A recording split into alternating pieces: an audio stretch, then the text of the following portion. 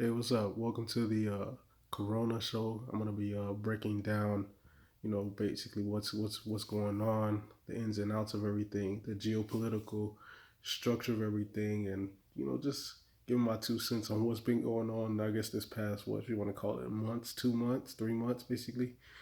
Hell, we might as well start off with the whole 2020. So I want to first take it geopolitically first. So geopolitically, the U.S. and China are basically rivaling for who's gonna basically reign supreme over the world. They've been carving up Africa left and right, U.S. Africa since Obama, actually since before that, but since Obama in particular has been, strategically trying to, I guess, assert themselves more militarily behind the scenes and overthrowing sovereign nation states and also destabilizing current nation states in order to gain and control more resources within the motherland. China as well, using the debt trap method and using the we're going to help build and prosper more economic development. They used that tactic, and then of course they then ended up going militaristically. Prime example, Zimbabwe. Mugabe was overthrown by the Chinese government using coon people within his country to do so. They met with the Chinese officials a couple days before they enacted the coup that ended up overthrowing Mugabe. And now basically Zimbabwe is a satrap or a colonial subject to Chinese domination. So, you know, so you have that geopolitical rivalry taking place coming into the new year. Basically, you had the trade deal, you had the U.S. UK, U.S. Chinese, Africa carve up, and as well as the U.S. Chinese, world basically strategic game, brinksmanship, if you want to call it like that, the world brinksmanship game, with China helping out Venezuela when the U.S. was doing economic warfare and still is doing economic warfare to destabilize the Maduro government because of the his success, his heir apparent, the heir apparent before him, Hugo Chavez, who staved off a number of U.S. backed coups. So they have to make an example out of him, and their economic ties and all of the I guess you want to call it uh, British colonial territory. So all over the Caribbean, China's in there. All over South America, China is starting to get a more and more broad economic and geopolitical ties within it. So we come to the coronavirus right now. The coronavirus. So let's talk about this straight up. Man, right now, let's be real about this. The Dr. Sebi method right now can cure the coronavirus. That's real rap. The Dr. Sebi method. He's cured AIDS, he's cured cancer, he's cured all the major diseases. So his method could cure coronavirus, I guess, in a matter of weeks if you want to be real about this shit. So what's really going on? I'm gonna tell you what it is. Um, the last 2 years, like I just told you before, the U.S. China have been in the geopolitical struggle. So what did the U.S. do prior to dropping that bioweapon in China?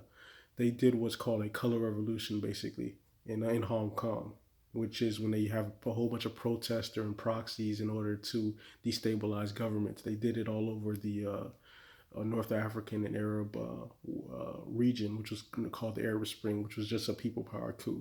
They overthrew Tunisia and other, sovereign nation states. Basically, they tried it in other countries, and it didn't work. They tried it in Ukraine, it worked, but with a force behind it. And they've tried it in other nations. Now they tried it before in China, I guess in 2009 or earlier, and that didn't work. So they decided to do a reboot, basically, U.S. and UK, by the way, and it was working, but it wasn't really working because China was able to, stave it off. So let's hit the. So then the U.S. decided to use their other arsenal, which is bioweapons. That's nothing new. You know what they did. You know what they're still doing in Africa with the vaccines and with all these man-made diseases. So they implemented that they implemented that within China, and it destabilized China for a couple weeks. Honestly, almost 2 months. And the U.S. was looking, U.S., UK, and the Anglo-American powers were looking kind of right. But what happened was because China and the U.S. are so geopolitically linked, their trade ties, their economic ties, it ended up coming over here. You know, in vital areas, New York and on the West Coast. And once that happened, it spread up over here. And since the U.S. was not, how can I say, was not so inclined to the to having a full off health industrial like apparatus, because over the past, what can we say, 20 years or even before that, the Wall Street faction has been closing out hospitals and privatizing hospitals and decimating the public sector, which is was violently needed, especially right now. So we go back to what's been going on, U.S. UK. I mean, U.S. UK China geopolitical brinksmanship. So now that this Corona thing is hitting the U.S., you have a situation now where powers that be, the ruling class or whatever, want to use this as a means to push agendas. So for the past, what can we say, 2018, 2019, 2020, past 2 3 years, the Anglo-American powers on the left have been, trying to get another Obama type candidate in there to, you know, usher in their, another bait and switch, another Trojan horse, another manipulation game, basically, with the weirdo movement, aka LGBT, to depopulate the black community with this women's thing in order to get another base of dupes in order for them to be the overseers and puppets and foot soldiers for their agenda. So they've been cultivating these groups basically in order to destabilize and also, destroy the traditional black family structure that once wreaked terror within the U.S. power elite during the 50s, 60s, and 70s when black people finally rose up.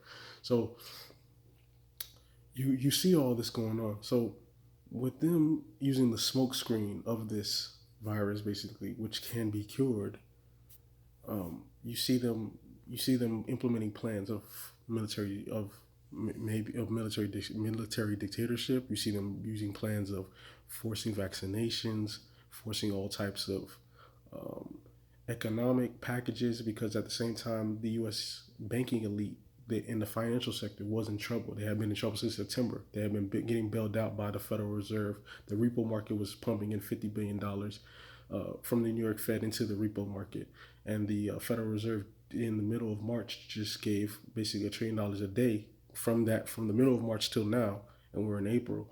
Um, they've been getting they've been giving these banks and financial sectors a trillion a day. So you put the math on that, and then they just got a $2 trillion stimulus package, which is supposed to go to everybody, but the majority bulk of that goes to the banks. The people get some, but that's just a smokescreen in order to give most of the funds to the financial sector, which is the ruling class institutions. So you see all of this. This is what we call a Trojan horse, bait and switch, and blitzkrieg strategy all in one. They're going full on right now because first off, they see that none of their left wing candidates are working. We basically, the FBA, the Foundation of Black American Movement, along with other know thyself groups and people, basically got all of their Manchurian candidates out the paint. They tried Kamala, that shit didn't work. Beto, that shit didn't work. Buttigieg, that shit didn't work. Yang Gang, that shit didn't work. And all these sucker candidates. They tried Warren, uh, Amy Klobuchar, Kirsten Gillibrand. Uh, you could just go down the list. All these trash ass candidates they tried to run the game on us with did not work, man. Cory Booker, man, all these garbage ass candidates who weren't gonna do anything economically and weren't gonna do anything specifically for the black community, which basically demanded reparations and demanded an end to the genocide campaign. And all these candidates basically just gave us a middle finger, and we're like, okay, cool, we're gonna give you the middle finger right back, bro. And now the left don't know what to do. They've been trying to push all type of agendas. They don't know what to do because we're countering everything right now. They tried they tried the Me Too shit. We countered them boys with first them. They tried to do the toxic masculinity shit. We countered their ass with truth about what's going on, about who we really are. They've been trying all type of agendas, man. All type of agendas, bro. And so now, since they can't get it by deception, now they're going full force now. Now we're in the force age. We're gonna try to force their agenda down our throats. And we ready for that too, bro. Y'all finna lose. I'm telling y'all right now, ruling class, y'all finna lose, bro. Way too ready, we way too about it, and we way too committed, and we gonna stand on our square. And if y'all try to take what we have, we're gonna come full force, and y'all have everything to lose. You have everything to lose. You're gonna lose it all trying to play this brinksmanship and try to think you could set things up. You don't know what we're capable of. And the minute you jump out the whip and say, "Oh, it's on," then it's everybody's on. Then everybody's on full alert. And believe it or not, there's more rah rahs than you think. It's just like in the ocean. The top lever, yeah, you see all the weak fish or whatever, but once you get to that deep bottom sea where there's no light at there, those are the animals that you thought were extinct that are really there. And that's what's waiting on y'all. You feel me? You ain't lock everybody up. You know what I'm saying? And a lot of the real body boys is getting freed right now. So I'm not even gonna front, bro. This is a good time right now. I'm not even gonna lie right now. I can't even lie. I mean, I'm too excited for this shit to go where it need to go, man. Cause my yacht needs to be restored throughout the world, man. Real shit. It's been way too long. We've been dealing with way too much bullshit, way too much nonsense, way too much just decadency for no reason, man. Like the music needs to be better, the movies need to be better, the media needs to be better. The whole spectrum of reality itself needs to be transformed. For real. It's just decadent. You just see everything, you're like, man, this shit could be way better. And there's no need to panic. I'm being honest with y'all. If you black or if anybody who actually cares about health and this and that, just research the Dr. Sebi method and implement it into your daily lives. And I'm guaranteeing that your immune system will be better. If you do get whatever you get, you can cure yourself and you'll be able to move forward. What I don't recommend is you co-signing any of these vaccinations by any of these ruling class figures, especially Bill Gates and all these decadent pieces of shit. You know what I'm saying? Nah, hell nah. So, you know, and we also gotta watch out for the 5G situation as well, because that radiation poisoning is lethal. You gotta watch out for them trying to disproportionately say that blacks are getting it more in order to justify a forced vaccination. That's another Trojan horse strategy. Remember, if you don't know anything else, learn the strategies of Trojan horse, bait and switch, and blitzkrieg. Oh, yeah, and spin. If you get that down packed, then you'll be able to see everything. It doesn't even matter what the wording is. If you know the strategy, the wording doesn't matter because they just do the same tactics over and over again. They're not really that ingenious. They just have a big superhero, screen that they can project everything off of. So it's like, oh shit, but then when you understand who they are and you understand the strategy, it's like, okay, all right, I'm not gonna do this suck ass shit again. And that's the US UK shit. China shit, they're imitating, they're imitating basically the US and UK model, but they're not gonna get it either. The US, UK, China, Russia, East India, the Arab world, the Latinos, this and that, all these groups, ruling class groups, and all these buffer groups think that they're going to be the group that ends up getting in charge or getting a large chunk of how the world will be moving forward. None of them are gonna get that shit. I'm gonna call it right now. None of these people are gonna get any of that shit. It's going back to us, bro. But we gotta stay on code. We gotta be down for each other. We gotta have that God mind, God body, God soul. We gotta have knowledge of self, and we gotta have mayat throughout our whole existence, basically. If we have mayat, then we can not only make sure that all of us are on code, but then we can take over anybody else's thing who's off code. You know what I mean? And that's for the down people who are down. For the house Negroes, the bed witches, the coons, the coonigrants, anybody else who ain't down. And it don't matter if you are domestically here or you're in another nation and you're black and you're wherever you are. If you're on code, we got you. If you're not on code, then we don't got you. And, they got you. And you don't want them to get you because they're going to get you and it's not going to be good. Mm.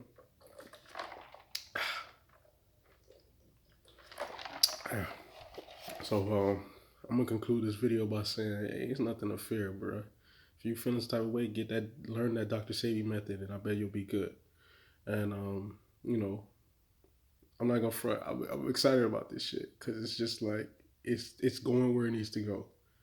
And the only thing I wish is I wish I was in the game more, man. I'm being honest because this geopolitical shit is fun, bro.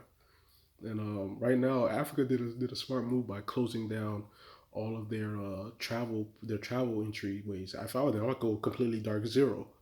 Nobody can come in, nobody can get out. We'll kick out all foreign groups, and then we'll cure the disease ourselves. And then at the same time, you build economically underground, and you lose your dependency on these imperial powers. And then all of a sudden, you become a force, and you can have trade relations with your other African diaspora groups within the whole world. And then once you build those economic ties, you build political and military ties. So then, if one of these people gets killed by the police or anything like that, we already got our armada waiting on that. So all that gets killed, all that discrimination and disrespect gets handled. You know what I'm saying? That's where it should go. That's how we should be looking at this shit. So, you know, and I would say also we need to organize. Like keep it 1,000. We need to organize. That's real rap. We need to organize like right now. You know, if they go full military dictatorship, we need to be able to counter that shit. We need to be able to know where we got inventory, where we got this and that. So in order so we can have a food supply here, have this here, we don't need to be isolated.